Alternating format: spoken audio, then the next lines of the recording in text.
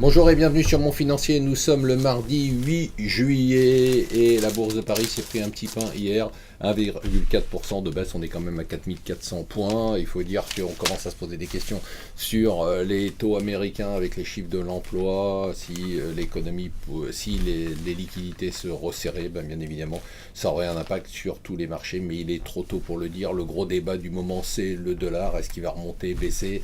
Ça fait des mois qu'on nous joue la hausse du dollar et qu'il ne vient pas, mais ça pourrait arriver. Le Brésil va jouer ce soir, mais il a déjà gagné une bataille et un match, c'est le match des bourses, puisque c'est la meilleure performance des pays émergents depuis 3 mois, en tout cas des gros pays émergents. Est-ce que la Banque d'Angleterre va remonter ses taux d'intérêt? Ça sera la grande question de la semaine, c'est la question que se pose le Financial Times, et le Financial Times nous dit non, elle ne le fera pas.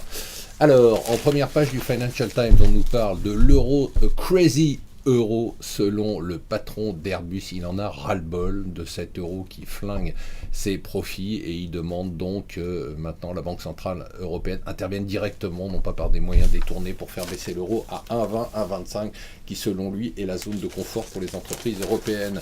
L'homme qui remplace Batman sur les marchés financiers va devenir vraiment célèbre, c'est David Yu, l'analyste de Gotham City Research, qui a donc dévoilé le scandale GoEx, qui va devenir une vraie vedette. Alors elle, je l'adore, vous le savez, c'est pas nouveau, et bien c'est pas moi qui le dis. Voilà ce que nous disent les Échos. En Chine, Angela Merkel accueillie en star de l'Europe, rien que ça, en star de l'Europe.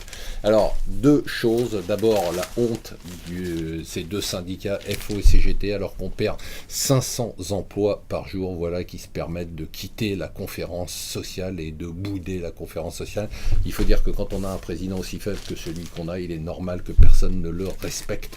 L'autre nouvelle en première page des Échos, c'est qu'il pourrait y avoir maintenant des taux variables et plus de taux fixes sur l'immobilier, parce que les nouvelles règles et nouvelles contraintes réglementaires sur les banques les empêcheraient de faire des prêts à taux fixe. Voilà, c'est la bonne nouvelle du jour. Restez avec nous sur Mon Financier.